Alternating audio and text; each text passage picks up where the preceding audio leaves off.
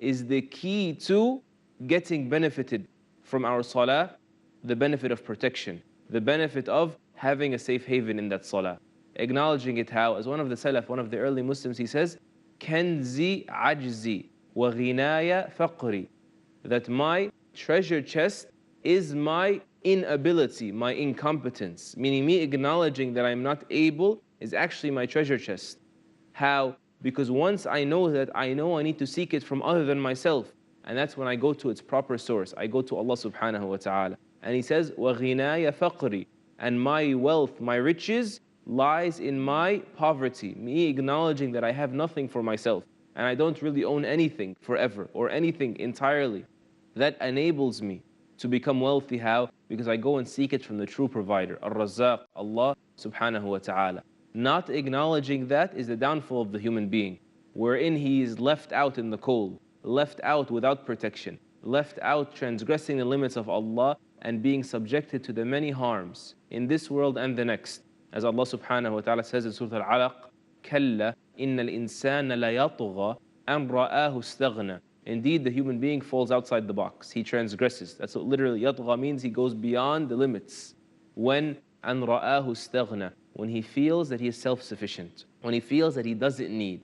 So not acknowledging your need is what makes you so weak and makes you so impoverished and makes you so scared and doesn't give you a fortress to run to. Dr. Muhammad Ismail Muqaddim, Hafidhahullah, whose talks were the source of these episodes, Salah Revisited, as we mentioned in the very first episode, he says, Salah is the stable of the Muslim. You know, as the horse returns to his stable, is the stable of the Muslim, and his refuge that he runs away to, and his rope that is extended between him and his Lord. And it is a nutrition for the soul, he says, and a bandage of his injuries, and a medicine for his spirit. He says, and it's the security of the scared, and the strength of the weak, and the weapon of the isolated. Salah offers all of that. Allah Azza wa Jal says in the Quran, وَاسْتَعِينُوا بِالصَّبْرِ وَالصَّلَاةِ وَإِنَّهَا لَكَبِيرَةٌ إِلَّا عَلَى الْخَاشِعِينَ. And seek strength through patience and prayer, and it is quite difficult. It is quite burdensome, except for those that have acknowledgement of Allah. Those who know who Allah is, then they'll go to prayer, as we began by saying. Then they will go to Allah subhanahu wa ta'ala. Then they will be patient and seek patience from Him. Then they will go to prayer and seek a resolution and a relief from Him subhanahu wa ta'ala. And Allah Azza wa Jal said to our Prophet sallallahu alayhi wasallam that Salah is your safe haven with regards to all that bothers you from what you hear from your enemies. And He said subhanahu wa ta'ala, وَلَقَدْ نَعْلَمُ أَنَّكَ يَضِيقُ صَدْرُكَ بِمَا يَقُولُونَ. We certainly know, O Muhammad, that your chest is tightened by that which they say. You are bothered by the accusations they're making and the insults that they are repeating. He says, فَسَبِّحْ بِحَمْدِ رَبِّكَ وَكُمْ مِنَ السَّاجِدِينَ. So just celebrate the praises of your Lord, O Muhammad, and be of those and with those that make sujood. So he was directed to prayer. وَاعْبُدْ رَبَّكَ حَتَّى يَأْتِيَكَ الْيَقِينَ. And continue worshipping your Lord. Just devote yourself to Him until certainty comes to you. Until certainty comes to you, meaning until you meet your Lord subhanahu wa ta'ala and the ultimate relief is there. Of course, be with those or of those that make sujood, meaning first of all, He's one that does so consistently. If you want to be relieved of the constriction in your chest and that disaster that has happened to you, of them collaborating against you, be consistently of the people of sujood. And another additional meaning that can also be said about this wording, and be of those who make sujood, meaning of those that make sujood together, meaning pray in jama'ah. That's an additional means to having salah as a safe haven, to be with those who make salah, to be with the believers. So salah is just that. It's a remedy for grief and depression. Hudhayf ibn al-Yaman radiallahu ta'ala anhu, he mentioned when disaster strikes and there was anxieties taking place in the time of the Prophet sallallahu alaihi wasallam, they always found him remedying them by way of salah. He says radiallahu anhu that I came back to the Prophet sallallahu alaihi wasallam in the battle of Al-Ahzab. He says, and I found him cloaked. I mean, he had a cloak over himself from the cold. And he was standing there and praying in the night of Al-Ahzab, begging Allah subhanahu wa ta'ala to relieve the Muslims of this dilemma. And he said, radiallahu ta'ala an, and the Messenger of Allah sallallahu alayhi wasallam was known for this. إِذَا حَزَبَهُ أَمْرٌ صَلَّى. When he is bothered by anything, he used to pray. That is the point of reference. And Ali ibn Abi Talib radiallahu ta'ala an said the same thing with regards to the Battle of Badr. And he said, on the night of Badr, the night before the battle, there was no human being amongst us except that he was sleeping, except for the exception to the exception. There's no human except they were asleep. But the exception to that, he said, was the Messenger of Allah sallallahu alaihi wasallam. He said he was up the entire night facing the direction of a tree, praying and begging Allah until the morning. So this is what he used to do, sallallahu alaihi wasallam. He would run away to it. This was his safe haven when disaster struck. And his companions, radiallahu anhum, may Allah be pleased with them, they were the same way. An-Nadr says, we came to Anas ibn Malik radiallahu ta'ala anhu, one of the great companions of the Prophet sallallahu alaihi wasallam, when there was a blackout, meaning an eclipse, or perhaps a storm had befallen them or the likes. And we went to him to complain to him of the condition. It was a scary event for them. So he told them, we used to, in the time of the Messenger of Allah sallallahu alaihi wasallam, when the winds would become fierce, we would rush to the masjid, fearing that it was the day of judgment. So when a disaster struck, they would rush to the masjid, rush to the place of sujood, they rush to salah. But the person may ask, what do you mean they feared that it would be the day of judgment? Didn't the Prophet ﷺ inform that the day of judgment will not take place until certain signs, minor and then major signs take place? So how can they fear that it was a day of judgment when these things have not happened yet? Ad-Dajjal and the descent of Isa alayhi salam and the likes. The scholar said there's no conflict here. Either number one, Anas ibn Malik radiallahu anhu was referring to incidents that took place in a time of the Prophet ﷺ before these facts were revealed, before they knew that there were certain signs preceding the day of judgment. That's one way to reconcile. Another, the scholar said, is that they feared the day of judgment, meaning they feared that this was a disaster that was going to happen, a storm or something that would put an end to them, meaning they feared their deaths. Because when a person dies, then in reality his judgment has already begun. When a person dies, then the stage is already being set and commencement has already been launched for their judgment. In their grave they are questioned, and then on the day of judgment is the final day of accountability. And the Sahaba radwanullahi alayhim and the Tabi'een were all like this. It was not just Anas ibn Malik radiallahu ta'ala anhu. Rather, if you see any of them, whenever victory was delayed, or whenever an enemy was upon them, or whenever they were confused as to what is the right decision and what is the wrong decision, they would flee to their salah. More so than a soldier would flee to his weapons in a time of disaster. And the rich would go flee for his savings in a time of disaster, they would flee to their salah. And the great Imams of Islam were the same exact way as well. It's even reported about Shaykh al-Islam ibn Taymiyyah rahimahullah that whenever he was confused about something, or there was a certain science that was an obstacle for him, or a certain fact or issue, a mas'ala, a juristic issue, or the interpretation of a verse that he was not satisfied with his research and his conclusions on, he would put pause on the studies and he would go and find a abandoned masjid, a masjid in the outskirts of the city somewhere where not too many people pray or no people pray at all. Ibn al-Qayyim says he would go find an abandoned masjid and he would pray in it, and he would dust his face in the ground, meaning he would make sujood. It's not an act of worship to just dust your face in the ground just like that. The Prophet ﷺ did not teach us that, but it means he would make sujood over and over again, and lengthy sujood until the dust would stick to his face.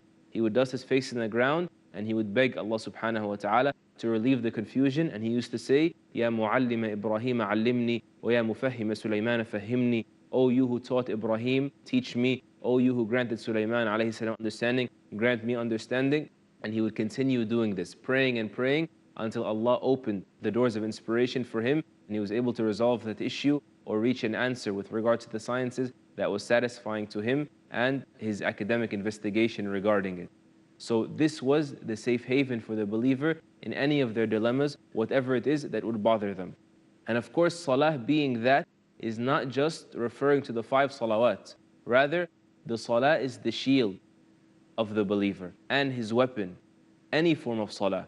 Notice how in the time of battle, Allah subhanahu wa ta'ala legislated salatul khawf, fear prayer, because this is required in that time, or else they could have been relieved the way we were relieved of the 5 prayers while traveling. Dhuhr and Asr become one time and Maghrib and Isha become one time slot. But in the time of the battle, perhaps they could have all been relieved, but there is a need for them there. So Allah subhanahu wa ta'ala legislated that the salah be modified in its length, modified in its form, but it's still there.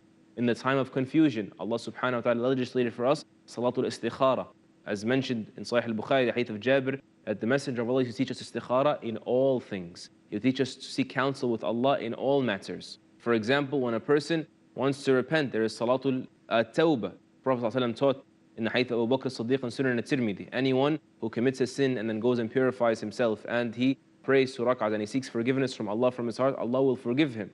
And we have the need for rain. When that comes, the safe haven for the believer is Salatul Istisqa, wherein the believer seeks rain from Allah subhanahu wa ta'ala and is granted it. So it's the safe haven for the believer in many ways, these and otherwise, but time has run out. So inshallah azza wa jal, we have next time to discuss this with further detail.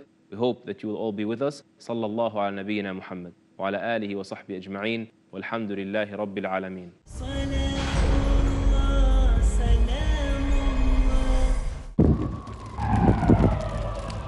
Dialogue. Discussion. Debate.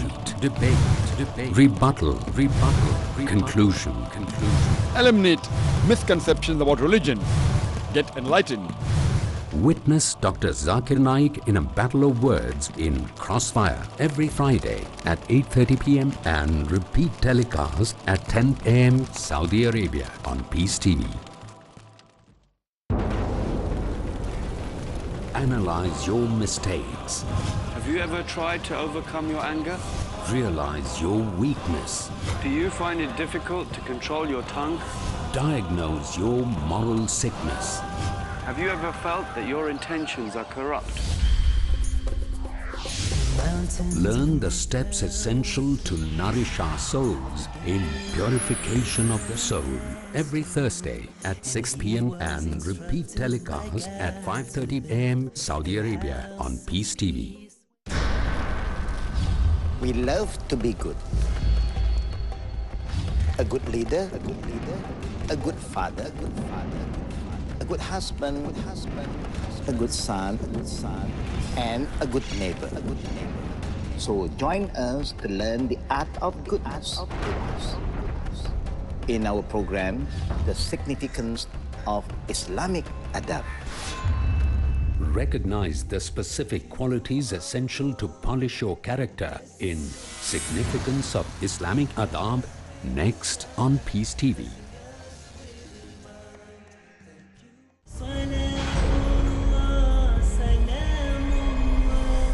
Assalamu alaikum wa rahmatullah. Bismillah, alhamdulillah, wa salatu wa salamu ala rasulillah. Wa ala alihi wa sahbihi wa man walahu wa ba'd. In the name of Allah we begin. Most gracious, most merciful. All praise and glory belongs to Allah, and may His finest peace and blessings be upon the Messenger of Allah and his family and his companions and all those loyal to him. Welcome back. And before the break, we were discussing how Salah is the safe haven of the believer when disaster strikes or when a dilemma is faced. And we said Allah subhanahu wa ta'ala legislated more than just the 5 prayers for that, because the person could be in need at any time. So there is the fear prayer in the time of battle, and there is the istikhara prayer, seeking counsel for Allah in the time of confusion or hesitation. And there is the istisqa prayer, the prayer for seeking rain when there is a drought, and the repentance prayer when a person has fallen victim to a sin. Likewise, we can add to that, there is the kusuf or the khusuf prayer, the prayer that the Prophet ﷺ taught us in time of lunar and solar eclipses. In Bukhari and Muslim, he said ﷺ, indeed the sun and the moon, they do not eclipse for the death of anyone or for their lives, because the event of the eclipse had been concurrent, happened at the same time with the death of the Prophet ﷺ's son Ibrahim, so that the people would not assume, as some had assumed, that this occurred because of the death of the Prophet's son. He said, no, this is the universe of Allah. It does not stop for anyone. So he said, sallallahu alayhi wasallam, indeed the sun and the moon do not eclipse for the death or the life of anyone, but they are but 2 of the signs of Allah by which He strikes fear into His slaves. So when you see them eclipsing, then get up and pray and make dua, hatta yankashifa ma bikum, until that which has befallen you is removed. So continue to make salah and rush to the salah and seek a safe haven in the salah and in dua until you are relieved of that. Likewise, there is what is known as salatul haja, the salah made for a need. When you have a need and you want something and you're on the verge of desperation especially, a person is to make salah, even though, as the scholars of hadith tell us, that the hadith regarding salatul haja is not authentic. I mean, it has not been confirmed that the Prophet ﷺ prescribed the specific salah that is done when we have a certain need. But under the general parameters or the general guidance of the texts, that a person is to send forth good deeds before making a request, this can be applied and understood. For example, Allah subhanahu wa ta'ala tells us, فَقَدِّمُوا بَيْنَ يَدَيْ نَجْوَاكُمْ صَدَقَةً. Send forth between your dialogue with the Prophet ﷺ a charity. And Allah subhanahu wa ta'ala teaches us to say in Al-Fatiha, all praise belongs to Allah, Lord of the worlds, Ar-Rahman Ar-Rahim, the most merciful, the bestower of mercy, Maliki Yawmiddin, owner of the day of judgment, إِيَّاكَ نَعْبُدُ وَإِيَّاكَ نَسْتَعِينُ, only you do we worship, in only you we seek strength, Ihdina. Then we ask Allah, guide us. So we're praising Allah before we're requesting. We're sending forth a good deed before making our request. Similarly is the verse in Surah Ali Imran, where Allah Azza wa Jal teaches us to say, رَبَّنَا إِنَّنَا سَمِعْنَا مُنَادِيًا يُنَادِي لِلْإِيمَانِ أَنْ آمِنُوا بِرَبِّكُمْ فَآمَنَّا رَبَّنَا فَاغْفِرْ لَنَا ذُنُوبَنَا. O our Lord, we heard a caller inviting to Iman. So we believed in our Lord. We had Iman, O Allah. Our Lord, so forgive us our sins, وَكَفِّرْ عَنَّا سَيِّئَاتِنَا, and expiate for us our misdeeds, وَتَوَفَّنَا مَعَ الْأَبْرَارِ, and allow us to die among the righteous, being one of the righteous and being gathered on the Day of Judgment with the righteous. Let us be with the righteous in death the same way we believed and had Iman, we're with the righteous in our living. But notice once again, we have believed in you, our Lord, and accepted that invitation, so grant us an expiation for our sins and a death upon that Iman. So Salah can be performed just like any one of these deeds. We've done them, so we ask. And this is a fruit of a person regularly making Salah and regularly being connected to Allah subhanahu wa ta'ala, and of what they get in their lives, especially when we're talking about someone who's making Salah and making dhikr in the house of Allah, the house of Salah and dhikr. Abu Hurairah radiallahu ta'ala an, he says, إِنَّ لِلْمَسَاجِدِ أَوْتَادًا هُمْ أَوْتَادُهَا. Indeed, there are in the masajid pillars, but he's not talking about the pillars that hold up the roof of the masjid. He's talking about the people that are constantly there as if they are one of those pillars. They're permanent attendees in the masjid. Indeed, the masjid has pillars. لَهُمْ جُلَسَاءُ مِنَ الْمَلَائِكَةِ. These people, their company that sits in their gathering are the angels themselves. فَإِنْ غَابُوا سَأَلُوا عَنْهُمْ. And when these people are absent, the angels ask about them. وَإِنْ مَرِضُوا. And when they become sick, عَادُوهُم. The angels go and visit them. وَإِنْ كَانُوا فِي حَاجَةٍ أَعَانُوهُم. And if they have a certain need, the angels aid them and come to their support with regards to that need. So with that, inshallah, we conclude our discussion on Salah being the safe haven of the believer, where he rushes to in his circumstances to be relieved of his dilemmas. And then we move on, inshallah Azza wa Jal.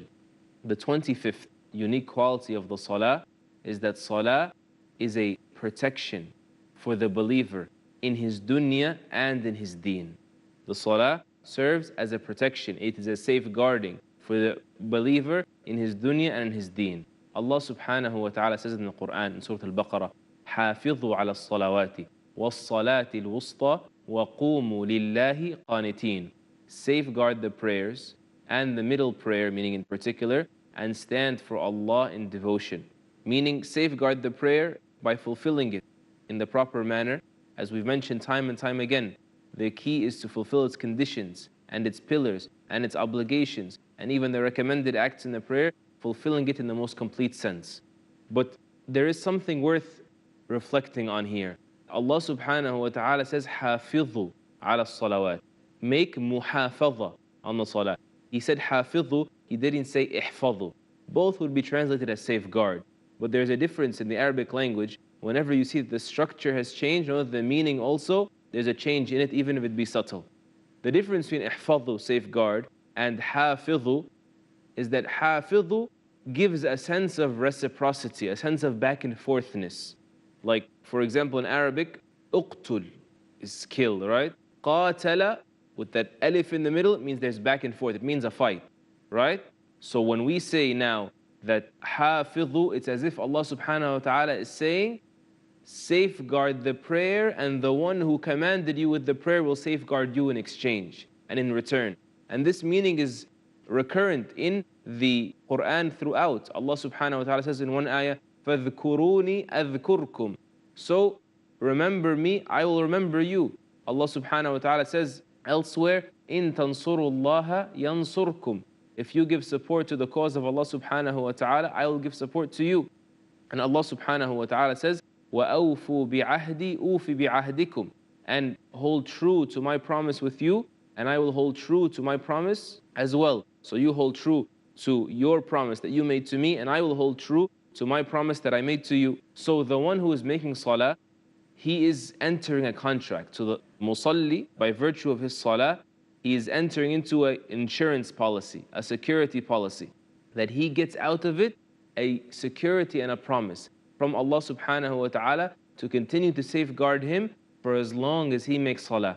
Let's stop there, inshallah azza wa jal, and in the next episode we'll discuss what exactly does it mean to be safeguarded by Allah on these various levels, and what in particular did Allah promise of safeguarding with regards to particular prayers, like the Fajr, for example. I'll leave that as a one-liner, if you will, to build our suspense and curiosity, if I may. And I'll see you all next time, inshallah azza wa jal. Sallallahu ala nabiyyina Muhammad wa ala alihi wa sahbihi ajma'in. Walhamdulillahi rabbil alameen. Salatullah, salamullah, ala taha rasul.